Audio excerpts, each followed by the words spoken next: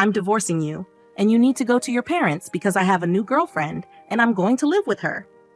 I don't understand what you're saying, I said. I don't need you anymore. You can stay with my parents if you want to be a breadwinner or a housekeeper. Julian, you understand my in-laws and my husband laugh at me. They are the worst kind of people, but for me, it's better this way. So you all need to leave. My name is Jennifer, and I am a 35-year-old office worker. I have spent my whole life working. After graduating from college, I started working for a major company. For about 13 years, I worked hard and earned qualifications for promotions. Thanks to that, I am now a department manager at a young age. I am blessed with a boss who always has something useful to say and a team of highly motivated and talented subordinates. My work life was very fulfilling, but my personal life was not at all. I had a boyfriend once when I was a student, but none since I started working. Worried about my situation, a friend of mine hosted a dinner party for me. That is where I met Charles. He was kind, had a nice smile, and seemed very personable. Since he was the same age as me, we had a lot in common and enjoyed talking to each other. We soon became friends, exchanged contact information, and started going out to eat alone together. Then he confessed his feelings for me, and we started dating. We got along well. He proposed to me, and we ended up getting married. I was so happy to be married to the man I loved so much. Soon after, I went to his parents' house to meet them. His parents were very kind and welcomed me with open arms. Julian, it's nice to meet you. I can't believe such a beautiful person became Charles's bride, they cried. I am so proud of my son for bringing a good woman here. Hey, Mom and Dad, stop it. Julian is getting scared. Oh my, if you really think so, you can say it. That's right, it's a compliment, so it's okay. His parents were very friendly and easy to talk to, just like him. Julian works for a major company, doesn't she? Oh, that's great. It's cool to be a woman who can work hard. Will you quit your job when you get married? No, I'm going to keep working. Well, you've got a good job at a good company. That's better. I was relieved. According to my friends, their mothers-in-law often told them to quit their jobs, saying it was a wife's job to support her husband. So I was glad. I thought to myself that my future mother-in-law was generous. After greeting my parents, we got married. My heart was filled with excitement for the new married life that was about to begin. My husband moved into the house I was living in, and we started our new life together. I was very happy to be newlyweds with my husband, whom I loved very much. I was happy to be at home with him all the time, and to have him home. When I came back from work, 8 months into our life together, my husband said he had something he wanted to discuss with me. If you don't mind, I'd like you to live with my father and mother. What do you mean? Live together? Yes, they are getting old, and I am worried about many things. I see. I can certainly understand how my husband feels. My parents are about the same age as his parents, but my brother and his wife are currently living with them, so I have nothing to worry about.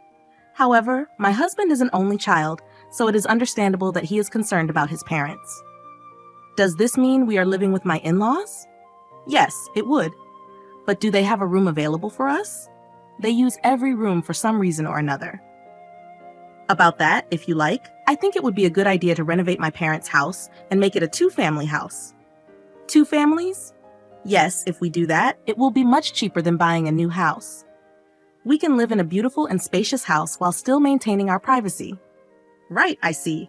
I thought it was an attractive idea. My in-laws are kind people, and if we live in 2 houses, it won't be as stressful. Yes, that's fine. Really? Thank you. My mom and dad will be so happy. I was happy to see my husband so happy. Later, my in-laws came to visit us, and both of them were very grateful. I even thought that with such a kind and cheerful family, I wouldn't mind not having 2 households. Soon after, my husband and I discussed remodeling my in-laws' house. The cost would be around $200,000. As we were discussing it, my husband made a surprising remark. Actually, I have a favor to ask you. Can you pay for the remodeling? What do you mean? The full amount? Yes. Why? My husband looked very uncomfortable. Actually, we are in debt. I was shocked. Neither my husband nor my in-laws had ever mentioned this when we were dating or when we got married. How much debt do they have? About $250,000. What? I thought it would be a few tens of thousands of dollars, but I was surprised at the amount. I ended up shouting out loud, It wasn't so bad at first, but it gradually grew. Even if I tried to pay it back, I couldn't. My parents are already living on a pension, and the debt is getting bigger and bigger. I see. I couldn't hide my surprise and upset at the sudden revelation. I had no idea that my in-laws owed such a large sum of money.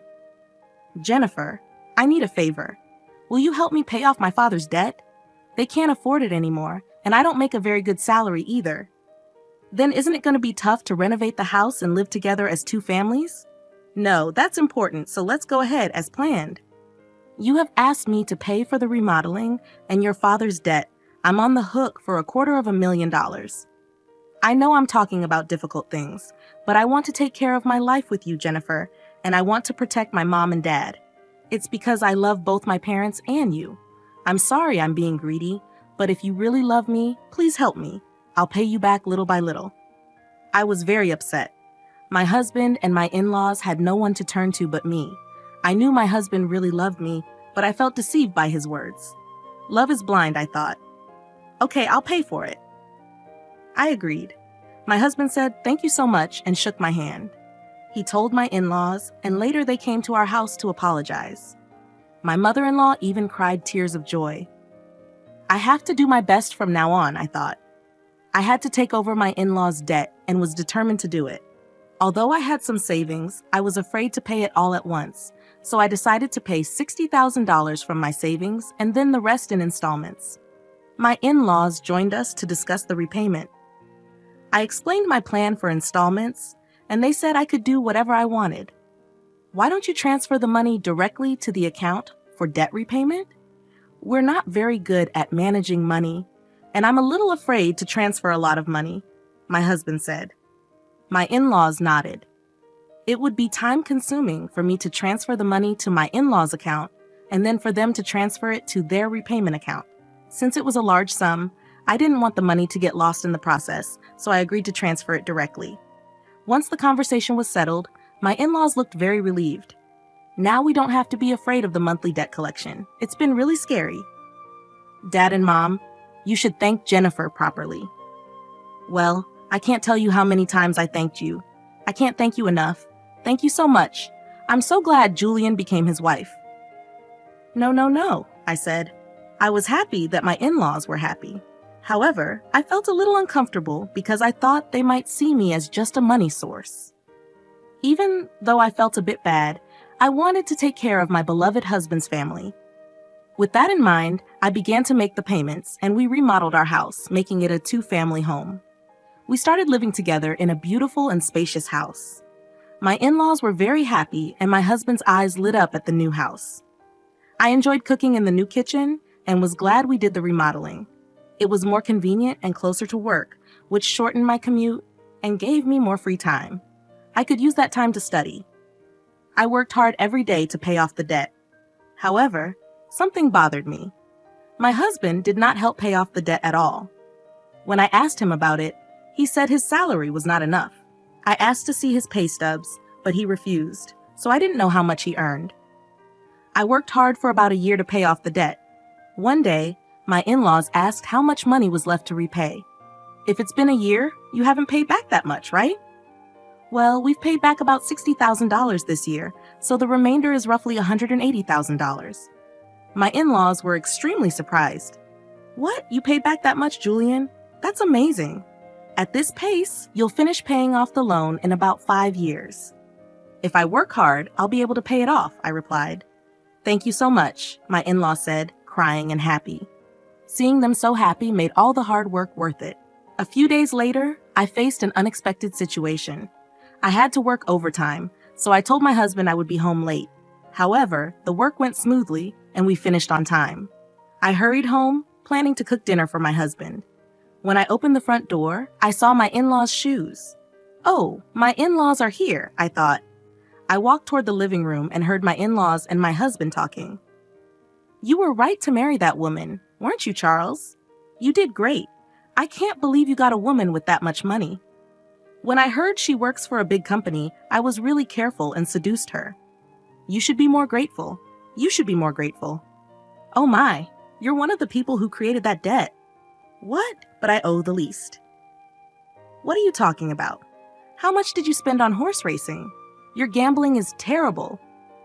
I get a jackpot once in a while, so sometimes we were actually ahead. How can you be ahead when you owed $250,000? But at this rate, we'll be able to get out of debt and get back on track. That's really great. And she even remodeled our house. I got a really good wife. Well, I'm gonna dump her after she pays off the debt. My husband and in-laws laughed. I was so shocked I couldn't move from the front door for a while. After calming down a little, I made a loud noise as I closed the lock and said, "I'm home," from the front door. When I went to the living room, my in-laws and husband greeted me with smiles. "Oh, Julian, welcome home. Good job. Good job. Well, we're going back to our room. Let's have dinner together again soon." I was so afraid of their gentle smiles because I had heard their earlier conversation. Seeing my husband pretending to be a good husband with a smile on his face shocked me. I wondered why I had been working so hard to pay them back. "Didn't you say you had to work late today?" "Yeah, but I finished earlier than expected, so I hurried home to cook dinner."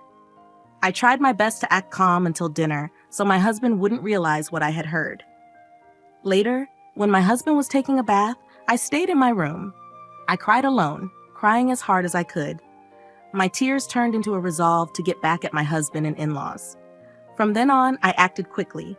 I began to prepare for the divorce and made plans for what to do afterward. About 5 months passed, and I pretended to be happy and told my husband that I had paid off my in-laws' debt. My husband's eyes widened. "What? You paid off the debt? That $250,000 was supposed to take roughly 5 years, right?" "Actually, I have quite a bit of money saved up, but I was afraid to pay it off all at once. So I started taking out a little bit from my salary and savings, but we were already below $200,000, and I thought it would be better to pay it all off at once." "I see," he said. Then I asked, "Do you mind if I check?" And showed my husband the bank book. Oh, it's true. $180,000 was paid all at once. My husband tried to hide his excitement, but I could see he was itching to get out of there. "Wow, Jennifer. Thank you. My parents are going to love this." He put his hands on his face, pretending to cry, but I knew it was just an act. Soon after, my in-laws came and thanked me. "Thank you so much. I'm so glad I met Jennifer. You're like a blessing." If I hadn't known the truth, I would have been happy to hear their thanks, but I knew what they were really like. I only acted nice because I was ready for my plan. A few days later, my husband asked to speak with me.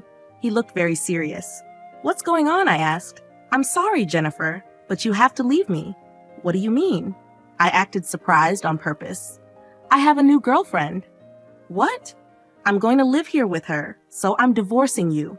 You're going to my parents' place." I was shocked by Charles's unexpected statement.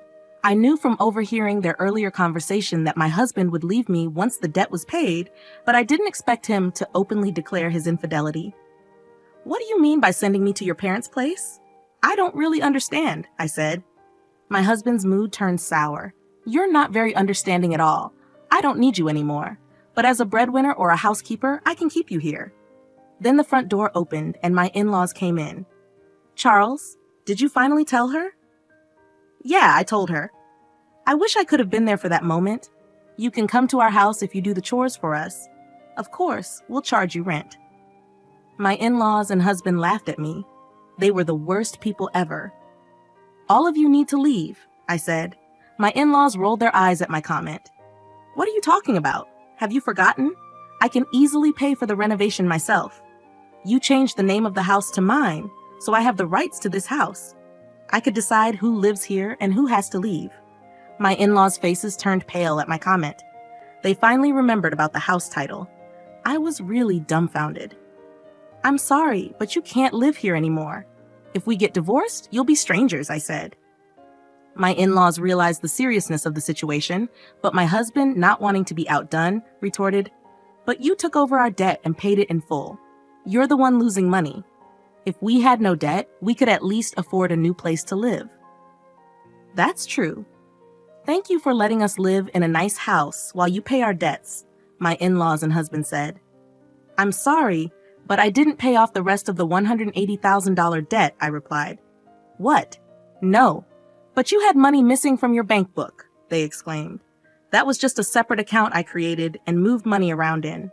The debt hasn't changed from $180,000. I just haven't had the collections come yet, because I've been paying large sums continuously.